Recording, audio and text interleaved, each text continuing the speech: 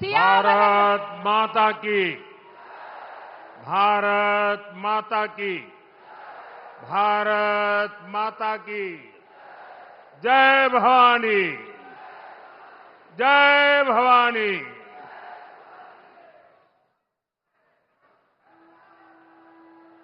प्रभू श्री रामच्या पदस्पर्शाने पवित्र नाशिक नगरीला माझा नमस्कार। मैं भगवान त्र्यंबकेश्वर और माता रेणुका को श्रद्धापूर्वक नमन करता हूं। आज महाराष्ट्र विधानसभा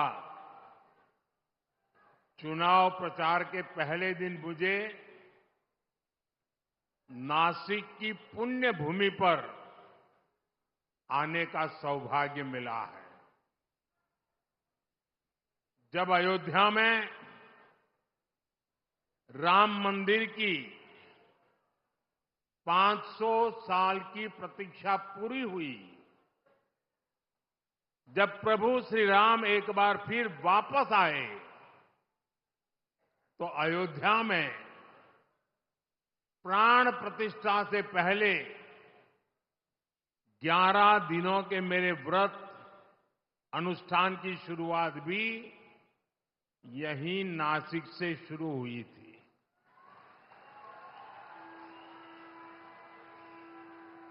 मुझे कालाराम मंदिर में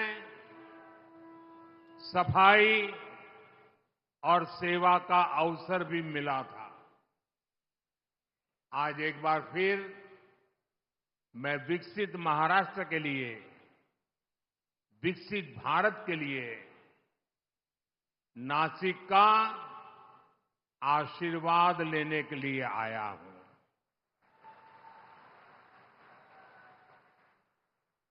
मैं देख रहा हूं नासिक में जनता जनार्दन का ये विशाल जनसमूह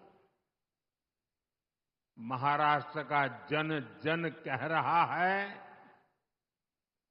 भाजपा महायुती आहे तर गती आहे, महाराष्ट्राची प्रगती आहे।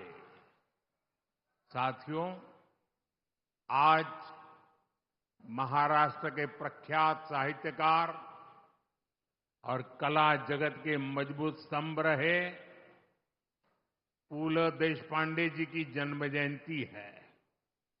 मैं उनका पुण्य स्मरण करता हूं, उन्हें अपनी श्रद्धांजलि अर्पित करता हूं। साथियों, आज हमारा महाराष्ट्र विकास कर रहा है। हमारा देश नए रिकॉर्ड बना रहा है, क्योंकि आज देश में गरीबों की चिंता करने वाली सरकार है। जब गरीब आगे बढ़ता है, तभी देश आगे बढ़ता है। इतने दशकों तक देश में कांग्रेस और उसके साथियों ने गरीबी हटाओ का नारा दिया, फिर भी गरीब रोटी, कपड़ा, मकान के लिए मोहताज रहा।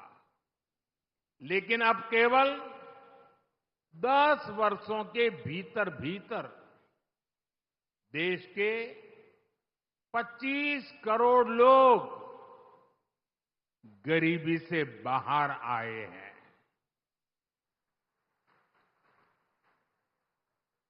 ये कैसे हुआ? ये इसलिए हुआ क्योंकि मोदी की नीयत सही है। मोदी गरीब का सेवक बनकर काम करता है, आपका सेवक बनकर काम करता है। ये इसलिए हुआ क्योंकि गरीब के खिलाफ ये लड़ाई केवल मोदी ने नहीं, देश के गरीब ने भी लड़ी, आप सबने लड़ी। आज महाराष्ट्र में 50 लाख से ज्यादा महिलाओं को उज्ज्वला योजना के तहत मुफ्त गैस कनेक्शन दिए गए हैं। जल जीवन मिशन के तहत राज्य के 1.25 करोड़ से ज्यादा घरों में नल से जल ये सुविधा मिलने लगी है। आज महाराष्ट्र के लगभग 7 करोड़ जरूरतमंदों को हर महीने मुफ्त राशन मिल रहा है। राज्य के 26 लाख से ज्यादा गरीबों को पीएम आवास योजना का लाभ मिला है, उन्हें पक्के मकान दिए गए हैं। गरीबों के लिए ऐसे काम लगातार होते रहें, इसके लिए महाराष्ट्र में महायुति सरकार फिर से बननी जरूरी है। साथियों, डबल इंजन सरकार में विकास की गति डबल होती है, साथ ही योजनाओं का लाभ भी डबल हो जाता है। महाराष्ट्र के किसान आज इसका अनुभव कर रहे हैं। यहां किसानों को एक और पीएम किसान सम्मान निधि का लाभ मिल रहा है, साथ ही नमो शेतकरी महासम्मान निधि ये भी मिल रही है। यानी सालाना 12,000 रुपये की आर्थिक मदद। और मैं मेरे किसान साथियों को बताना चाहता हूं, जब महाराष्ट्र में फिर हमारी सरकार बनेगी तो ये 12,000 रुपये की मदद बढ़कर 15,000 रुपये हो जाएगी। महाराष्ट्र के लाखों किसान परिवारों को इसका बहुत बड़ा लाभ होगा। साथियों, यहां सोयाबीन, कपास, धान और दूध उत्पादकों को भी आर्थिक मदद दी गई है। पेट्रोल में इथेनॉल ब्लेंडिंग बढ़ने से गन्ना किसानों की आय में बढ़ोतरी हुई है। 10 वर्षों में करीब 80,000 करोड़ रुपए इथेनॉल की खरीद में किसानों को मिले हैं। देश का जो रुपया पेट्रोल खरीदने में विदेश चला जाता था, वो पैसा अब मेरे देश के किसानों को मिल रहा है, उनके पास जा रहा है। साथियों, मैं यहां के प्याज किसानों की भावनाएं भी समझता हूं, इसलिए प्याज के निर्यात में सहूलियत के लिए नीतियों में बदलाव किया गया है। साथियों, भारत की प्रगति के लिए महाराष्ट्र का तेजी से आगे बढ़ना बहुत जरूरी है। महाराष्ट्र आगे बढ़ेगा तभी भारत विकसित बनेगा। महाराष्ट्र किस स्पीड से आगे बढ़ सकता है, पिछले 2.5 वर्ष में महायुति सरकार ने दिखाया है। आज देश में आधुनिक इंफ्रास्ट्रक्चर के प्रोजेक्ट्स में महाराष्ट्र बहुत आगे है। यहां हाईवेज और एक्सप्रेस वे बन रहे हैं। आधुनिक टेक्नोलॉजी से जुड़े क्षेत्रों में महाराष्ट्र में निवेश हो रहा है।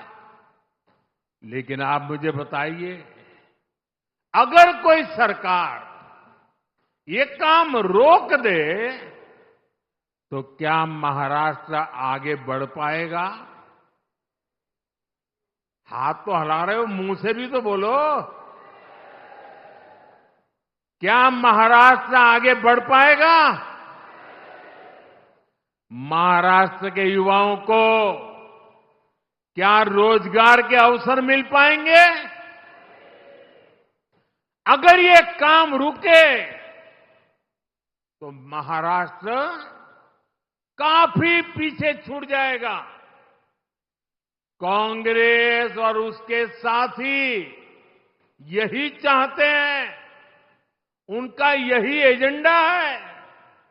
महाराष्ट्र में कोई भी बड़ा काम होता है, ये लोग उसका विरोध करने के लिए मैदान में आ जाते हैं। इन्होंने अटल सेतु का विरोध किया, इन्होंने वाटवन पोर्ट पर भी रोक लगाने की कोशिश की, इन्होंने मेट्रो परियोजनाओं को लटकाया। अघाड़ी वालों ने समृद्धि महामार्ग का काम ठप करने का प्रयास किया। पिछले 5 वर्षों में शुरुआती 2.5 साल महाअघाड़ी के महाभ्रष्टाचार और लटकाने अटकाने भटनाके की भेंट चढ़ गए हैं। इसलिए महाराष्ट्र के विकास की खातिर आपको अघाड़ी वालों को घुसने ही नहीं देना है, उनको सरकार से दूर रखना है। साथियों, महायुति सरकार के विकास के एजेंडे में नासिक का भी उतना ही महत्व मिल रहा है। आज आधुनिक इंफ्रास्ट्रक्चर नासिक की तस्वीर को बदल रहा है। आज यहां जो हाईवे बन रहे हैं, ट्रांसपोर्ट के साधन तैयार हो रहे हैं, उनका बहुत बड़ा फायदा 2026 के कुंभ में भी मिलने वाला है। नासिक का आईटी पार्क बड़ी संख्या में युवाओं के लिए रोजगार के अवसर तैयार करेगा। साथियों, आज हमारा नासिक डिफेंस सेक्टर में भारत की आत्मनिर्भरता का बहुत बड़ा केंद्र भी बन रहा है। नासिक में लड़ाकू विमान और सुरक्षा उपकरण नासिक में बनाए जा रहे हैं। आज नासिक के हर व्यक्ति को इस बात का गर्व भी है कि उनका ये नासिक, उनका ये शहर सशक्त भारत में इतनी अहम भूमिका निभा रहा है।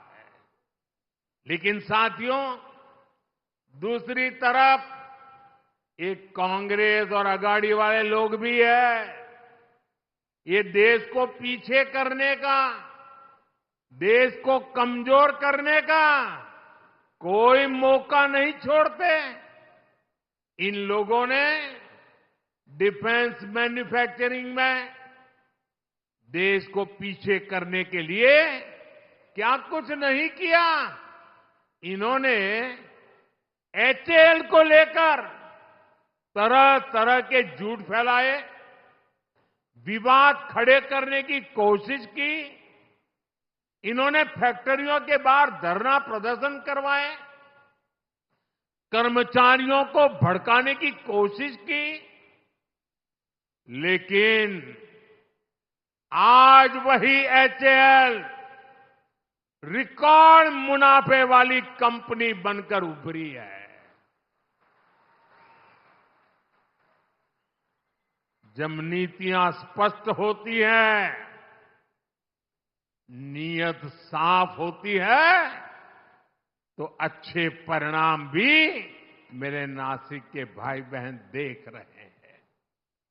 डिफेंस सेक्टर में आत्मनिर्भर भारत की ताकत बन रही है। साथियों, कांग्रेस और इसके साथियों को न बाबा साहब आम्बेडकर के संविधान की परवाह है, न कोर्ट की और न ही देश की भावना की। ये सिर्फ दिखावे के लिए जेब में खाली पन्नों वाले संविधान की किताब लेकर घूमते हैं। कल आपने देखा, उनकी पोल खुल गई। जब संविधान की रक्षा की बात आती है, जब संविधान के सम्मान की बात आती है, ते उल्टा ही काम करते हैं। ये कांग्रेस वाले ऐसे हैं, 75 साल तक जम्मू कश्मीर में बाबा साहब आम्बेडकर के संविधान को लागू नहीं होने दिया। 75 साल तक देश में एक संविधान नहीं था। जम्मू कश्मीर का संविधान अलग था, वो बाबा साहब आम्बेडकर वाला नहीं था। और ये पाप कांग्रेस का था।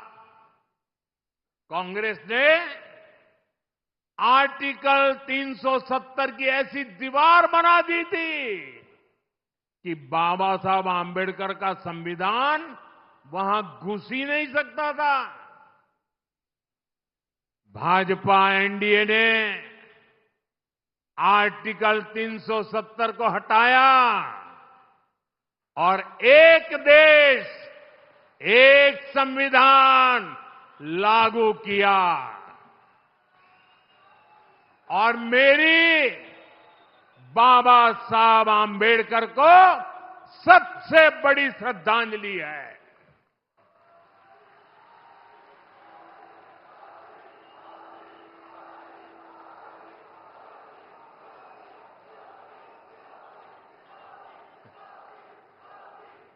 जब भारत का संविधान जम्मू कश्मीर में लागू हुआ, पूरा देश झूम उठा था, नाच उठा था।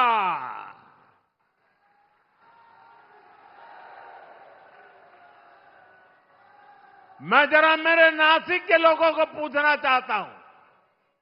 नासिक के लोग बताइए, क्या आर्टिकल 370 हटने से आपको खुशी हुई कि नहीं हुई? जरा जोर से बताइए, खुशी हुई कि नहीं हुई? ये कांग्रेस वालों के कान फट जाए ऐसे बोलिए, खुशी हुई कि नहीं हुई? आपको खुशी हुई, लेकिन कांग्रेस और उसके साथियों के पेट में चूहे दौड़ने लग गए। उनको दर्द हो गया। आपने टीवी पे देखा होगा, 2-3 दिन पहले जम्मू कश्मीर की विधानसभा में कांग्रेस और इसके साथियों ने 370 फिर से लागू करने के लिए हंगामा किया। ये लोग फिर चाहते हैं कि जम्मू कश्मीर से बाबा साहब आम्बेडकर का संविधान फिर से जम्मू कश्मीर से निकाल दिया जाए, हटा दिया जाए। ये लोग फिर चाहते हैं कि वहां दलितों को, वाल्मीकि समाज को जो आरक्षण 75 साल बाद मिला है, उसे छीन लिया जाए। संविधान के विरुद्ध, दलितों, पिछड़ों, आदिवासियों के विरुद्ध इसी साजिश में जितनी गुनहगार कांग्रेस है, उतने ही अगाड़ी के उनके बाकी साथी दल भी है। साथियों, चुनाव के समय पार्टियां अपने कामकाज का हिसाब देकर जनता के बीच जाती है। बीजेपी और महायुति भी लगातार अपने काम का हिसाब दे रही है, लेकिन बीजेपी का मुकाबला करने के लिए कांग्रेस के पास एक ही तरीका है। कांग्रेस उसके साथियों की झूठ की दुकान, यही दुकान इन दिनों कांग्रेस और उसके चेलों ने महाराष्ट्र में लगाई है। कांग्रेस ने कर्नाटका, तेलंगाना और हिमाचल में भी यही झूठ की दुकान सजाई थी, और वहां क्या हाल हुआ? चुनाव खत्म हुए, दुकान का शटर गिर गया। वादे पूरा करना तो दूर, कांग्रेस शासित राज्यों में हाल ये है कि सरकार चलाने के पैसे इनके पास नहीं है, तनख्वाह देने के पैसे नहीं है। खर्चों के लिए और अपनी जेबें भरने के लिए जनता पर टैक्स बढ़ाया जा रहा है, जनता से वसूली हो रही है। जनता भी इनकी असलियत जान गई है। महाराष्ट्र की जनता भी देख रही है कि एक तरफ महायुति का घोषणा पत्र है, वहीं दूसरी तरफ महाअगाड़ी का घोटाला पत्र है। क्योंकि ये पक्का है, जहां कांग्रेस और उसके साथी होंगे वहां घोटाला होगा ही होगा। ये लोग ऐसी योजनाओं की घोषणा करते हैं जिसमें से ज्यादा भ्रष्टाचार हो सके। आप महाराष्ट्र में इन लोगों को ये सारा पाप फिर से करने देंगे क्या? करने देंगे क्या? ये धोखेबाजी महाराष्ट्र की जनता के बीच चलेगी क्या? साथियों, पूरे देश ने कांग्रेस की हरकतों के कारण उसे पूरी तरह से खारिज कर दिया है।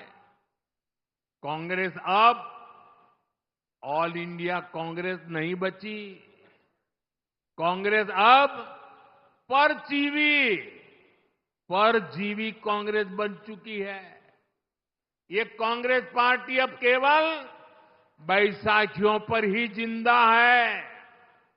महाराष्ट्र हो, उत्तर प्रदेश हो, बिहार हो, झारखंड हो, ज्यादातर राज्यों में कांग्रेस दूसरी पार्टियों के सहारे ही चुनाव लड़ने की हालत में है।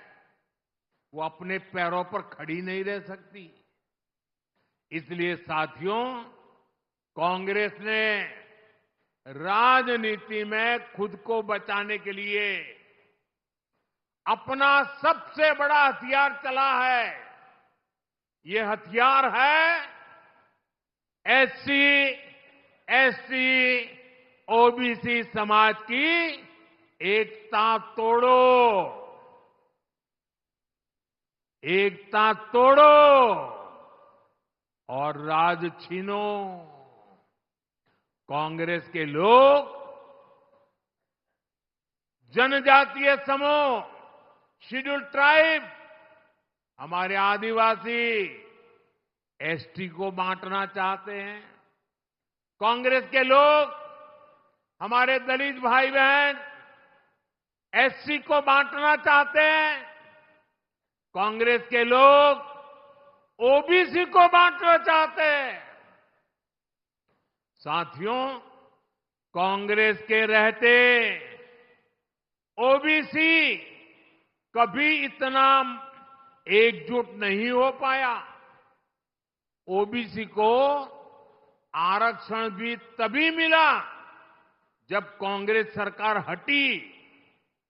नेहरू जी के समय में कांग्रेस ने ओबीसी को अलग अलग जातियों में बांट करके रखा। फिर इंदिरा गांधी जी का भी वही रवैया था। बाद में राजीव गांधी जी आए। इन लोगों ने कभी ओबीसी को एकजुट नहीं होने दिया।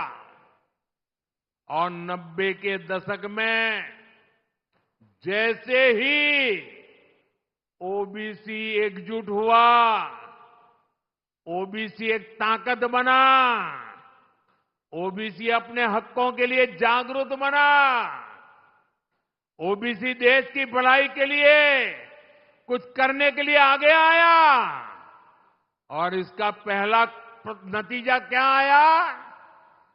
जैसे ओबीसी ताकतवर बना भारत में, उसके बाद कांग्रेस की पूर्ण बहुमत वाली सरकार बनना बंद हो गया, उनका शटर गिर गया। और इसलिए कांग्रेस को ऐसा गुस्सा है कि ओबीसी ओबीसी ओबीसी आया कि हमारी दुकान बंद होती गई। और इसलिए कांग्रेस चाहती है कि ओबीसी समाज को कमजोर कर दो भाई, उनकी एकजुटता को समाप्त कर दो। कांग्रेस का स्पष्ट मत है कि ओबीसी कमजोर होगा तभी कांग्रेस के लिए सत्ता का रास्ता खुलेगा। इसलिए कांग्रेस ओबीसी को बांटकर उनमें दरारें पैदा करना चाहती है। यहां नासिक और इस क्षेत्र में कितनी ही ओबीसी जातियां हैं, कुणबी, माली, वाणी, गुजर, कुंभार, नावी, सुतार, सोनार, देवड़ीगा, धांगर, धनगिरी, गंवाड़ी, शेटवाल, माली, मालिस, नामदेव, आहिर, तंबोली, धावड़, जाटगर, धाकड़ बैरागी, सैगर, कितने सारे। कांग्रेस इन सारी जातियों को आपस में लड़ाना चाहती है। कांग्रेस चाहती है कुणबी ये जाति माली से लड़े, वाणी जाति गुजर से लड़े, कुंभार साथी नावी से लड़े। कांग्रेस चाहती है कि सुतार सोनार से भिड़ जाए। कांग्रेस ओबीसी के तौर पर आपको एकजुट नहीं होना देना चाहती। इसलिए वो चाहती है देवड़ीगा धांगर से लड़े, धनगरी गवांडी से टकराए, नामदेव आहिर से उलझे। कांग्रेस का इरादा है तंबोली धावड़ से झगड़ा करे, जाटगर सैगर से लड़ाई करे। आपकी एकजुटता को तबाह करने के लिए कांग्रेस मैदान में उतरी है। आपकी एकता से, आपकी मजबूती से कांग्रेस को सबसे ज्यादा तकलीफ है। इसलिए वो चाहती है कि ओबीसी अपनी एकजुटता खो दें और कांग्रेस के लिए सत्ता का रास्ता खुल जाए। मैं आपसे पूछता हूं, जब ओबीसी अलग अलग जातियों में बटेंगे तो कमजोर होंगे कि नहीं होंगे? जरा पूरी ताकत से बताइए, कमजोर होंगे कि नहीं होंगे? आपकी ताकत घटेगी कि नहीं घटेगी? और इसलिए आपको याद रखना है, मेरा तो एक ही मंत्र है, हम एक है तो सेफ है, हम एक है तो सेफ है। सच्चाई यही है कि कांग्रेस ओबीसी से नफरत करती है। आज ओबीसी समाज का एक व्यक्ति लगातार 140 करोड़ देशवासियों के आशीर्वाद लेकर तीसरी बार देश का प्रधानमंत्री बना है।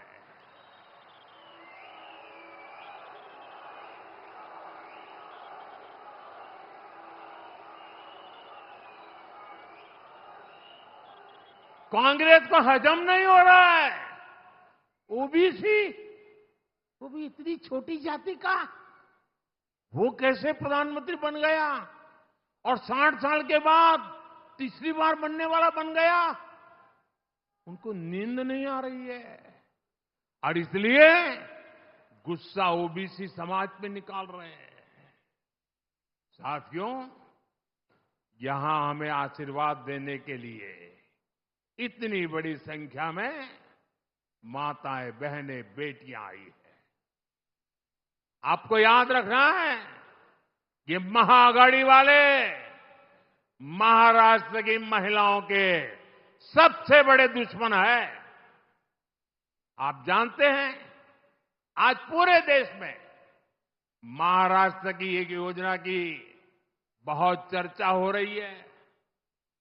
हर एक की जुबान पे वो चर्चा है, माझी लाड़की बहन योजना, माझी लाड़की बहन योजना।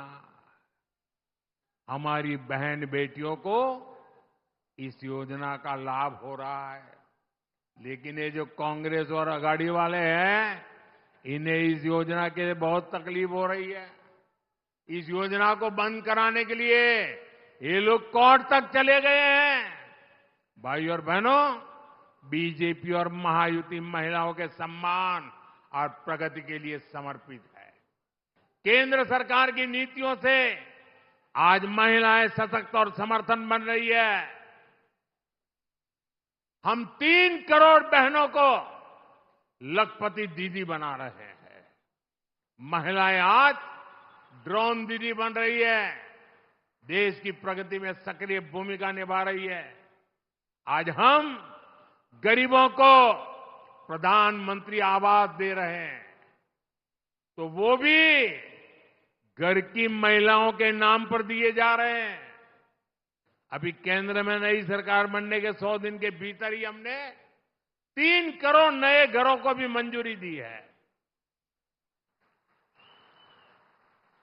अच्छा, मेरा एक काम करोगे भाई? जरा हाथ ऊपर करके बताइए, मेरा एक काम करोगे? पक्का करोगे? देखिए, आज चुनाव में आप लोग घर घर जाने वाले हो, हर गांव जाएंगे, मोहल्ले में जाएंगे, लोगों से मिलेंगे। अगर आपको कहीं पर भी कोई परिवार कच्चे घर में रह रहा है, कोई परिवार झोपड़पट्टी में रह रहा है, तो उसको जाके कहना कि मोदी जी ने मुझे भेजा है, अब तेरा घर पक्का बन के रहेगा। ये कहेंगे और उसका नाम पता लिख करके मुझे भेज देना। देखिए, आप ही मेरे लिए मोदी है। आप जाकर के वादा कर देना, मैंने ठान के रखा है, मैं गरीब के पक्के घर बनाऊंगा। हमने महिलाओं को विधानसभा और लोकसभा पहुंचाने के लिए नारी वंदन अधिनियम भी पास कराया है। यानी जिन बहन बेटियों को कांग्रेस ने इतने दशकों तक शौचालय और सुरक्षा तक से वंचित रखा, अब वही विकसित भारत का चेहरा बनेगी। साथियों, चुनाव एक और महाराष्ट्र के भविष्य का चुनाव है। साथ ही ये महाराष्ट्र के सम्मान का और स्वाभिमान का चुनाव भी है। एक और बीजेपी और महायुति है, जिसके लिए मराठी संस्कृति और इतिहास ये हमारी आस्था के केंद्र है। हमारी केंद्र सरकार ने मराठी भाषा को अभिजात भाषा का दर्जा दिया है। हमने मराठी को वो पहचान दी, ये महान भाषा जिसकी पहले से हकदार है। हमने छत्रपति शिवाजी महाराज के आदर्शों की बात की, उनके सम्मान को आगे बढ़ाया। बीजेपी गर्व से कहती है कि वीर सावरकर हमारे प्रेरणा स्रोत है। वीर सावरकर महाराष्ट्र और राष्ट्र के गौरव है। लेकिन दूसरी ओर कांग्रेस और उसके पीछे लगे महाआघाड़ी के लोग, आप इनकी सोच और मानसिकता देखिए। कांग्रेस ने कभी मराठी भाषा को अभिजात भाषा का दर्जा नहीं मिलने दिया। कांग्रेस के लोग घूम घूम कर वीर सावरकर को गाली देते हैं। कांग्रेस के नेता गाली देते हैं। महाराष्ट्र की धरती पर आकर के वीर सावरकर का अपमान करते हैं।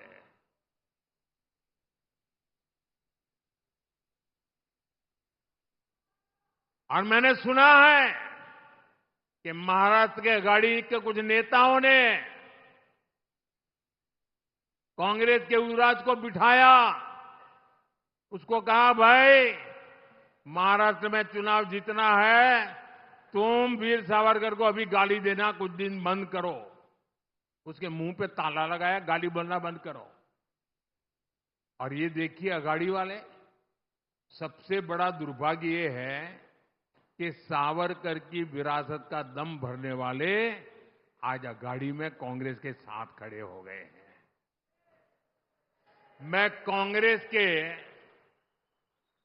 महाआघाड़ी वाले साथियों को चुनौती देता हूं। ये चुनौती मेरी महाआघाड़ी वालों को है।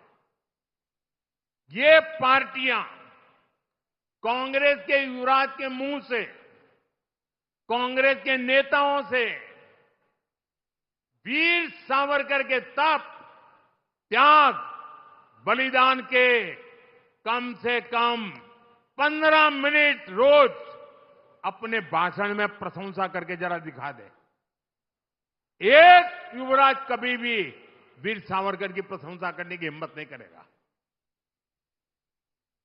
वीर सावरकर की काले पानी के दिन, काल कोठी में बताए उनका वो कठिनतम समय और देश की आजादी के लिए लिया हुआ प्राण। कांग्रेस सब कुछ खारिज करती है। महाआघाड़ी वाले दल कांग्रेस से वीर सावरकर के काले पानी वाले दिनों की जरा प्रशंसा करके दिखाए। आजादी की लड़ाई में वीर सावरकर ने कितने ही क्रांतिकारियों को प्रेरणा दी। महाआघाड़ी वाले दल कांग्रेस से ऐसे प्रेरणादायी वीर सावरकर की तारीफ करवाकर जरा दिखाए। साथियों, देश और महाराष्ट्र की राजनीति में बाला साहब ठाकरे का योगदान अतुलनीय है। लेकिन कांग्रेस के नेताओं के मुंह से बाला साहब की प्रशंसा भी उसके लिए एक शब्द नहीं निकलता है।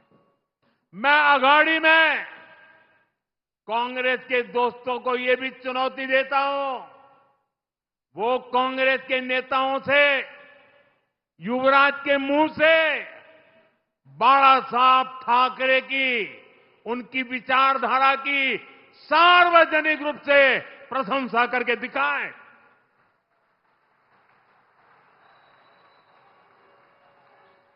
आज 8 नवंबर है, मैं दिन गिनूंगा और महाआघाड़ी वालों से जवाब का इंतजार करूंगा। कि वो सावरकर जी की प्रशंसा करते हैं कि नहीं करते हैं, बाला साहब की ठाकरे के तप की प्रशंसा करते हैं कि नहीं करते। महाराष्ट्र भी देखेगा और हम गिनेंगे, आप भी गिनना।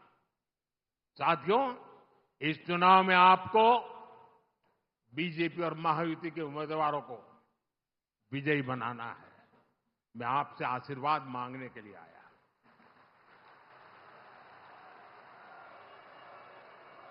मैं आपको विश्वास दिलाता हूं, महाराष्ट्र में आने वाली सरकार बड़े फैसलों के लिए काम करेगी।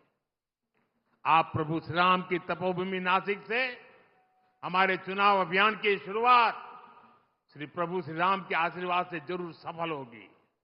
हम सब मिलकर विकसित महाराष्ट्र का सपना पूरा करेंगे। आप आए, इसके लिए मैं एक बार फिर आप सभी का आभार प्रकट करता हूं। जो चुनाव लड़ रहे हैं, सभी उम्मीदवारों से मेरा आग्रह है कि आगे आ जाए। जो इस असेंबली का चुनाव लड़ रहे हैं, जरा साथी आगे आ जाए। जो चुनाव लड़ रहे हैं, आठवले जी, आपको तो मेरे साथ रहना है, वहां यहां वापस नहीं आना है। हाँ। अध्यक्ष जी, आप भी तो चुनाव लड़ रहे हो। हाँ। भाजन, रामदास आ जाइए।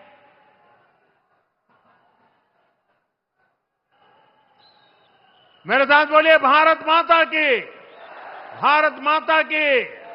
बहुत बहुत धन्यवाद।